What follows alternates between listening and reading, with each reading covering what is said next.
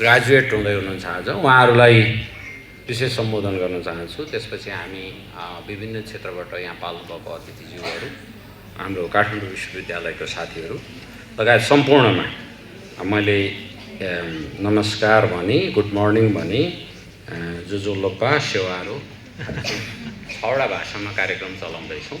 त्यस कारणले हामीले सबै ग्रिटिङ्स चाहिँ अब नेपाल भनेको 123वटा भाषा बोलिने देश, मिनिमम पनि 25 भनिन्छ अहिले त्यसमा। र आजको कार्यक्रममा यहाँहरूलाई मैले केही कुराहरू प्रकाश पार्ने कोसिस गरेको छु। खास गरी काठमाडौँ विश्वविद्यालय स्कुल अफ एजुकेसनले के गर्नु खोज्दैछ र तपाईँहरू पनि काठमाडौँ विश्वविद्यालय स्कुल अफ एजुकेसनको परिवारमा जोडिनु भएको छ। सो त्यो हिसाबले हामी के काम गर्दैछौँ त भन्ने बारेमा यो एउटा ठुलो तपाईँहरूको पर्सनल र एउटा कलेक्टिभ माइलस्टोन हो, जुन यहाँहरूले 1 वर्षको कार्यक्रम सम्पन्न गर्नुभएको छ। र यहाँहरूको इसिडी, खास गरी प्री स्कुल इसिडी, अर्ली इयर्सको लर्निङ, अब यसलाई चाहिँ विभिन्न नामले जानिन्छ, कमनली पपुलरली नोन एज इसिडी। तर इसिडी भन्दा फेरि कति मान्छेले पनि बुझाउँछ भने अर्ली इयर्सको लर्निङ 3 वर्षसम्म, 4 वर्षसम्म, 8 वर्ष, 9 वर्षसम्मको त्यो अवधिको बच्चाहरूलाई सेवा गर्ने जुन ढङ्गले तपाईँहरू जुन प्रोग्रामबाट ग्रेजुएट हुँदै हुनुहुन्छ, त्यसले यो हाम्रो एउटा सामूहिक डेडिकेसन पनि जनाउँछ यसले। र यसले चाहिँ एउटा रेस्पोन्सिबिलिटी, किनभने नेपाल हामी सबै नै एउटा यस्तो अभियानमा छौँ जुन अभियानले नेपालको शिक्षालाई सुधार गर्न सक्छ भन्ने हामी विश्वास राख्छौँ। त्यसैले हाम्रो सबभन्दा यङ्गेस्ट मेम्बर अफ द सोसाइटीलाई एजुकेट गर्नु सानोतिनो पुण्यको काम होइन, एकदमै महत्त्वपूर्ण काम हो। र यो सिद्धिमिति जो पायो त्यही यो रेस्पोन्सिबिलिटी प्राप्त पनि गर्न सक्दैन। जसरी जो पायो सबै आमा बन्न सक्दैनौँ हामी, जस्तो हाम्रो जस्तो पुरुषहरू आमा बन्न सक्दैन, हामी बुवा मात्रै भन्ने, महिलाहरू सबै आमा बन्न सक्नुहुन्छ, सबै पनि सक्नुहुन्न कुनै पोइन्ट इन टाइममा। तर तपाईँहरूले जुन रेस्पोन्सिबिलिटी लिँदै हुनुहुन्छ, यो सानो बच्चाहरूलाई पढाउने, सिकाउने, हुर्काउने 3वटा कुरा छ। के भन्छ भन्दाखेरि केयरिङ, रियरिङ र एजुकेटिङ भन्छ। यो 3वटा दायित्व तपाईँहरूले जसरी प्राप्त गर्दै हुनुहुन्छ, यसका लागि तपाईँलाई धेरै पुण्य पनि प्राप्त हुन्छ र यो पुण्यको काम पनि गर्दै हुनुहुन्छ, सँगसँगै जिम्मेवारीको काम पनि गर्दै हुनुहुन्छ। वास्तवमा हामीले के भन्छौँ भने अर्ली इयर्सको लर्निङ धेरै सालको फाउन्डेसन हो। अर्ली इयर्समा प्री न्युमरेसी, प्री लिट्रेसी र प्री भनौँ न प्लेका कामहरू जे जति त्यहाँ हुन्छन्, त्यसले 18-19 वर्षको पछिको जीवनलाई एकदमै ठुलो प्रभाव पार्छ भनिन्छ। अध्ययनहरू के देखाएको छ भने अर्ली इयर्सको रिडिङले पछिल्लो जागिर पाउने कुरा, इन्टरप्रेनर, राम्रोसँग इन्टरप्रेनरसिप सञ्चालन गर्ने कुरामा त्यस्तो ठुलो पोजिटिभ इफेक्ट रहन सक्छ। जति धेरै उनीहरूले प्लेमा सहभागी भए, जति धेरै उनीहरूले किताबहरू पढे, जति धेरै उनीहरूले कथाहरू सुने, जति धेरै उनीहरूले चाहिँ वास्तवमा रिलेसन राम्रो बनाउन सके, पछिल्लो जीवन अझ राम्रो हुन्छ। त्यसले चाहिँ सकारात्मक असर पार्छ भनिन्छ। ओइसिडीका 4-5वटा स्टडीहरूले त्यो देखाएको छ। त्यस सँगसँगै यो जुन हिसाबले चाहिँ यो एकदमै महत्त्वपूर्ण वर्षहरू हुन्, यी वर्षहरूमा हामीलाई चाहिने चाहिँ यो होलिस्टिक लर्निङ भन्छौँ हामी, जसले चाहिँ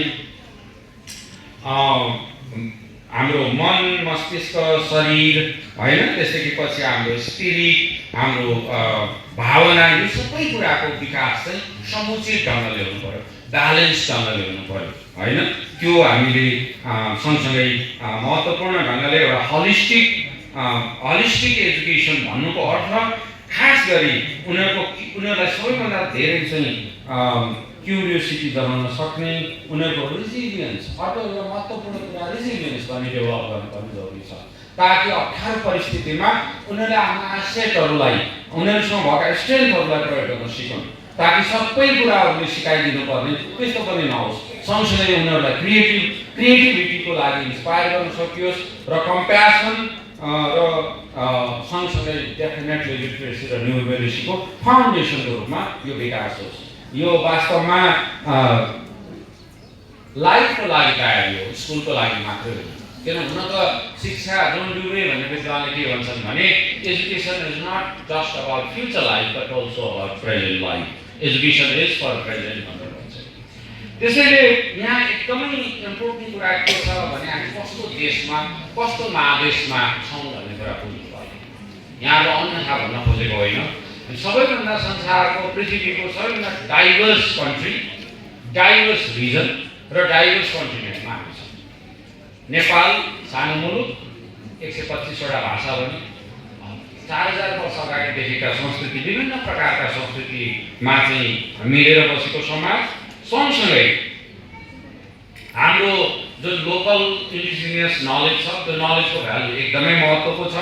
अहिले आइपिसिसी प्यानलले गरेको स्टडीले संसारमा एसडिजीलाई काउन्टरएक्ट गर्न क्लाइमेट चेन्जलाई काउन्टरएक्ट गर्न सक्ने एउटै नलेज भनेको इन्डिजिनियस र एन्भाइरोन्मेन्ट हो भनेर भनेको छ। यो वैज्ञानिकहरूले भनेको कुरा हो।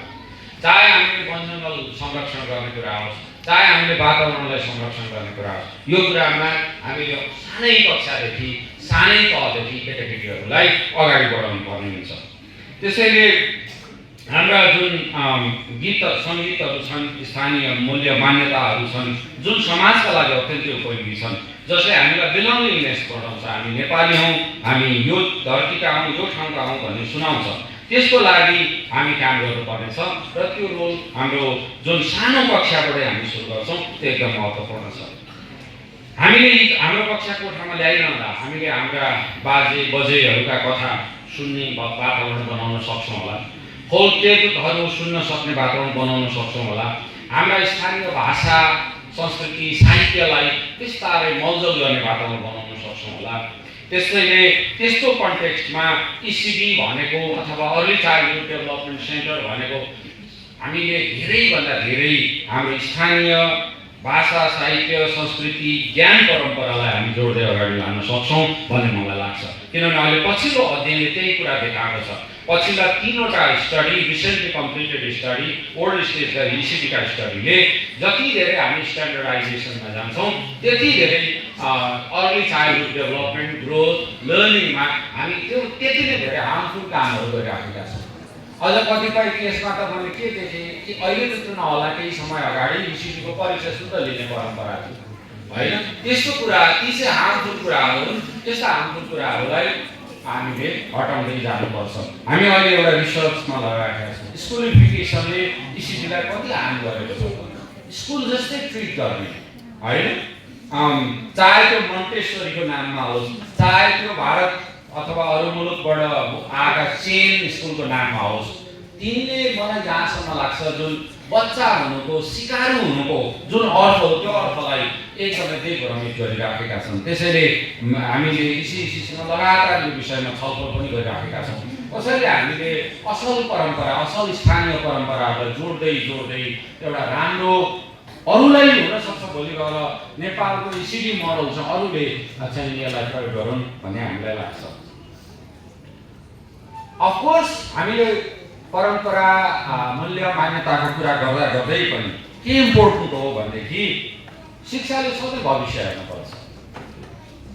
भविष्य भनेको फेरि हामी कस्तो परम्परामा हुर्केका छौँ भन्दाखेरि हामीले ग्रेट विल अफ बिइङ भन्ने किताब पनि पढ्नु भयो होला। हाम्रो विल हो, हामी चक्र जस्तै घुमिरहन्छौँ।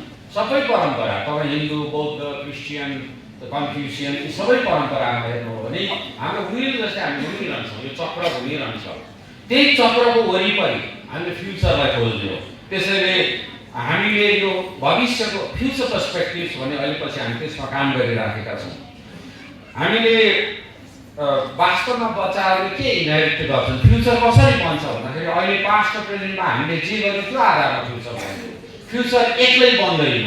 त्यसैले पनि हामीले यो technology, climate migration, climate change, migration, global interdependence हामीले इग्नोर गर्नै सक्दैन। त्यसैले हामीले हाम्रोबाट लोकल र ग्लोबलको सिनर्जीलाई कसरी काम गर्ने, how will we be working in this particular direction, हामी स्कुल अफ एजुकेसन यो थिङ्किङमा अहिले पनि काम गरिराखेका छौँ। त्यसैले फ्युचर ओरिएन्टेड एजुकेसन भन्नाले हामीले चाहिँ एडाप्टेबिलिटी सिकाउने हो, एथिकल रेस्पोन्सिबिलिटी सिकाउने हो र त्योभन्दा पनि ठुलो कुरा इमेजिनेसन र क्रिएटिभिटी सिकाउने हो। किनभने यसले चाहिँ उनीहरूलाई शिक्षा केवल सूचना दिने विषय हो। सूचना त यत्र तत्र पाइहाल्छन्, तर क्यारेक्टर बिल्डिङ, एथिकल भ्यालुज र क्रिएटिभिटी र इमेजिनेसनमा हामीले सँगसँगै काम गर्छौँ। त्यसैले चिल्ड्रेनलाई सम्भावनाको खोजी गर्न सिकाउने, लिमिट गर्न सिकाउने होइन, अनि सँगसँगै अघि पनि मैले भने नेपाल एउटा डाइभर्स कन्ट्री हो, धेरै सालले डाइभर्स कन्ट्री हो र त्यो डाइभर्सिटीलाई इम्ब्रेस गर्न सिकाउने। त्यसैले यो भिजनमा हामीले खोजिराखेको चाहिँ इस्टर्न वेस्टर्न सिनर्जी हो। यसमा धेरै काम हामी कहाँ पनि भइराखेको छ। स्कुल अफ एजुकेसनका धेरै अध्ययन अनुसन्धानहरूमा हामीले दुईटै कुरालाई इस्टर्न वेस्टर्न, चाहे त्यो विजडम ट्रेडिसनको हिसाबले होस् अथवा इस्टर्न स्पिरिचुअलिटी वेस्टर्न सेकुलारिटी भनेर हामीले पनि कतिपय ठाउँमा त्यसरी पनि भनिराखेका छौँ। हामीसँग जस्तो अहिले एकजना रिसर्च गर्दै हुनुहुन्छ इग्नेसियन पेडागोजी, जुन चाहिँ जेजुइट परम्परामा Ignatian pedagogy is very very important. त्यो इग्नेसियन पेडागोजी चाहिँ धम्मपद र हाम्रो कनिष्ठिक ट्रेडिसनसँग कसरी कम्पेयर गर्न सकिन्छ। उहाँ चर्चको फादर पनि हो, उहाँ मसँगै काम गरिरहनु भएको छ। त्यसैले हामीले यहाँ चाहिँ के सम्भावना छ त, हामीले लोकल ग्लोबल विजडम साइन्स यो कुरालाई हामीले कसरी जोड्न सक्छौँ, किनभने ह्युमन सिभिलाइजेसन त्यसरी नै फ्लोरिस हुँदै गएको छ। त्यसै गरी म अन्तिमतिर आएँ, हामीले यो कन्टेक्स्टमा काम गर्दाखेरि well-being, compassion and ethic of care यो तीनवटा कुरालाई सँगसँगै हामीले ध्यान दिनुपर्ने। यो किन पनि ध्यान दिनुपर्ने छ भने हामी भगवान बुद्धको भूमिमा छौँ र त्यो भूमिले हामीलाई सिकाएको मेन कुरा भनेको चाहिँ कसरी हामी कम्प्यासनेट हुने, कसरी हामी केयरिङ हुने र कसरी हामीले चाहिँ वेलबिङमा काम गर्ने। सर्वजन हिताय छ होइन, संस्कृतमा भनाइ छ सर्वजन हिताय छ, हामी सबैको हितमा काम गर्ने भने कसरी गर्न सक्छौँ त। एकजना विद्वान पार्कर पामरले के भन्नुहुन्छ त भन्दाखेरि हामीले ट्रुथ टेलिङ कम्युनिटिजको निर्माण गर्नुपर्छ। भन्नुको तात्पर्य के हो त भन्दाखेरि हामी जे गर्छौँ त्यो सत्यको पक्षमा गर्छौँ, सत्य बोल्छौँ, केटाकेटीहरूलाई सत्य बोल्न सिकाउँछौँ होइन। त्यसैले उनले के भन्छन् भने वाट टु टिच जति इम्पोर्टेन्ट छ हाउ टु टिच त्यति नै इम्पोर्टेन्ट छ, त्योभन्दा पनि बढी वाइ टु टिच इम्पोर्टेन्ट छ, अनि त्योभन्दा अझ बढी who am I, who is the self that teaches this kids, त्यो झन् इम्पोर्टेन्ट छ। म को हुँ त्यसको खोजीले तपाईँले केटाकेटी को हुनमा पुग्न सक्नुहुन्छ। ती केटाकेटी को हुन् भन्ने थाहा पाइयो भने त तपाईँले मेरो विचारमा रूपान्तरण त्यहीँबाट सुरु हुन्छ। त्यसैले म अन्तिममा कन्क्लुड गर्नु अगाडि म के भन्छु भने यी सबै भिजनहरूको वरिपरि गएर अगस्त 2026बाट ब्याचलर प्रोग्राम सुरु हुँदैछ काठमाडौँ विश्वविद्यालय र इसिइसीको संयुक्त तत्त्वाधानमा, संयुक्त कोलाबोरेसनमा। त्यो प्रोग्राममा अघि केही पढेका अगाडि पढेका कोर्सहरू ट्रान्सफर गर्ने क्रेडिट ट्रान्सफरको मोडालिटी पनि छ। हाम्रा कतिपय इसिइसीमा काम गर्नुभएका साथीहरू 1 year masters, 2 year masters and कार्यक्रममा सहभागी हुनुहुन्छ। मलाई आशा छ यहाँहरूमध्ये कतिपयले यो 4 वर्षे प्रोग्राममा सहभागी हुनुहुनेछ र त्यसमा अगाडि नै आफूले लिएका ट्रेनिङ इसिइसीमा प्लस अरू ठाउँमा लिएका ट्रेनिङहरूलाई सकेसम्म हामी क्रेडिट ट्रान्सफरको पनि व्यवस्था गर्छौँ। हाम्रो नियमले मिलेसम्म यहाँहरूले पढेका कतिपय विषय त्यहाँ मिल्न सक्छन्, त्यसलाई हामी गर्न सक्छौँ। 30 देखि 40 जना विद्यार्थीबाट सुरु हुने यो कार्यक्रम जुन BEd bachelor of education in basic and early learning जुन अर्ली एजुकेसन भन्ने छ, यो चाहिँ हाम्रो कस्तो छ त भन्दाखेरि 0 देखि 8 कक्षासम्मको शिक्षक तयार गर्ने, त्योभित्र स्पेसलाइजेसन 0 देखि 3 को एउटा, 4 देखि 8 को एउटा गरेर यसरी हामी चाहिँ नेपाली समाजलाई चाहिने अहिलेको 21औं शताब्दीको कस्तो शिक्षक हो त होइन, त्यो शिक्षकको चाहिँ हामी विकास गर्न गइराखेका छौँ। अन्त्यमा यहाँहरूलाई फेरि पनि के भन्यो भने शिक्षण सिकाउनु पढाउनु प्रोफेसन मात्रै होइन, यो एउटा कलिङ हो। तपाईहरु यहाँ हुनुहुन्छ किनभने तपाईले सेवा गर्न तत्पर हुनुहुन्छ, त्यो रेस्पोन्सिबिलिटी लिन तत्पर हुनुहुन्छ र अघि पनि मैले भने पुण्यको काम गर्न तत्पर हुनुहुन्छ। यसका पछाडि ठुलो ग्रेसको पनि रोल हुन्छ। बिना ग्रेस हामी यो टिचर हुन सक्दैन। मलाई चाहिँ त्यस्तो लाग्छ। म आफै पनि धेरै वर्ष म आफै टिचर हो भन्न चाहन्छु। त्यसमा प्रोफेसर डिन भन्ने कुरा चाहिँ कहिलेकाहीँ जोडिएका उपाधि मात्र, उपाधिले खासै केही गर्दैन, कलिङ इम्पोर्टेन्ट हुन्छ। जति हामी त्यसमा काम गर्छौँ, जति फरक पार्छौँ।